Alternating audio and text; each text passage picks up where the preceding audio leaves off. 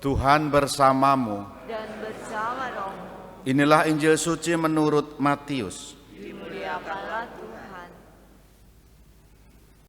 Sekali peristiwa, berkatalah Yesus kepada orang banyak dan para murid, ahli-ahli Taurat dan orang-orang Farisi telah menduduki kursi Musa.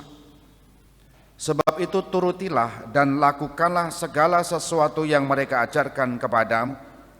Tetapi janganlah kalian turuti perbuatan mereka, karena mereka mengajarkan tetapi tidak melakukannya. Mereka mengikat beban-beban berat, lalu meletakkannya di atas bahu orang, tetapi mereka sendiri tidak mau menyentuhnya.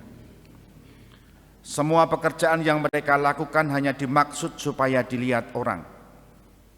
Mereka memakai tali sembahyang yang lebar dan jubah yang panjang. Mereka suka duduk di tempat terdepan di rumah ibadat. Mereka suka menerima penghormatan di pasar dan suka dipanggil rabi. Tetapi kalian, janganlah kalian suka disebut rabi, karena hanya satulah rabimu, dan kalian semua adalah saudara.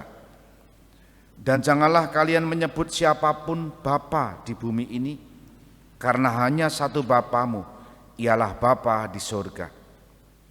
Janganlah pula kalian disebut pemimpin, karena hanya satu pemimpinmu, yaitu Kristus. Siapapun yang terbesar di antaramu, hendaklah ia menjadi pelayanmu. Barang siapa meninggikan diri, akan direndahkan, dan barang siapa merendahkan diri, akan ditinggikan. Demikianlah sabda Tuhan. Terpujilah Kristus. Saudari-saudara yang dikasihi Tuhan, selamat pagi berkah dalam. Sejak kecil hidup kita itu selalu dikondisikan supaya baik. Syukur-syukur terbaik. Contoh, memilihkan sekolah anak-anak, cari sekolah yang terbaik. Ketika sudah sekolah, mengusahakan sedemikian rupa agar anak yang di sekolah itu dapat nilai terbaik.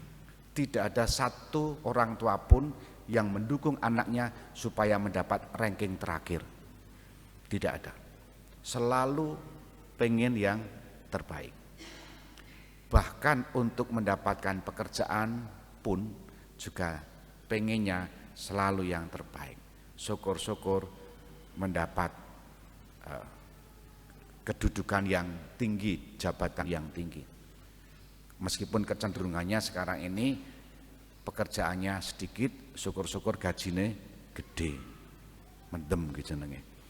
Nah, hari ini kita diingatkan kecenderungan manusia seperti itu, menjadi yang nomor satu, menjadi yang paling baik, menjadi yang paling berpengaruh, dan yang paling-paling lainnya, termasuk yang paling populer bisa jadi.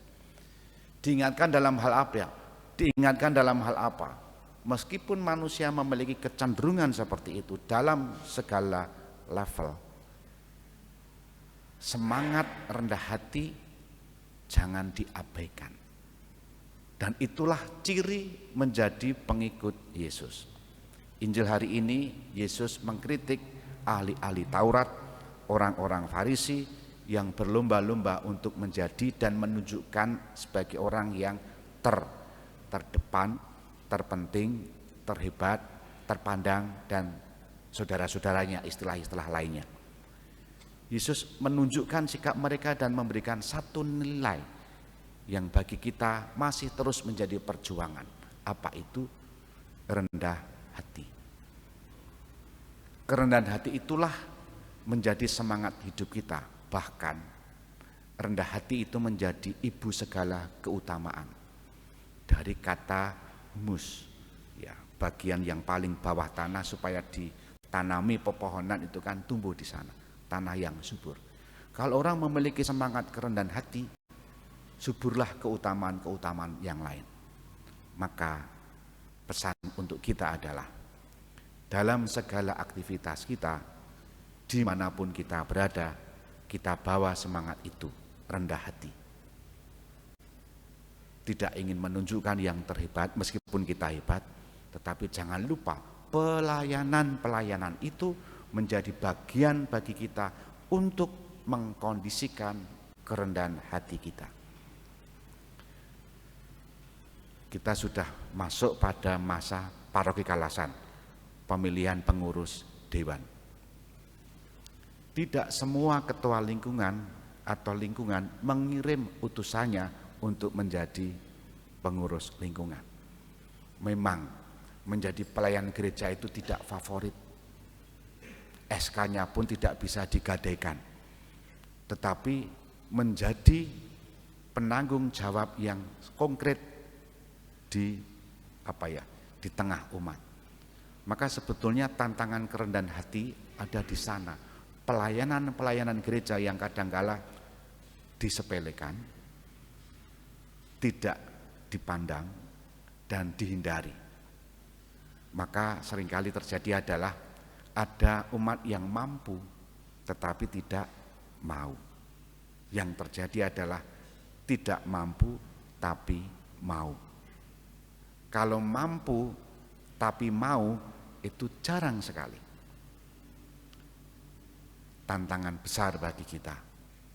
Berani melayani dengan segala kerendahan hati, dan itulah semangat yang Tuhan berikan untuk kita dimanapun kita berada. Kita hening sejenak.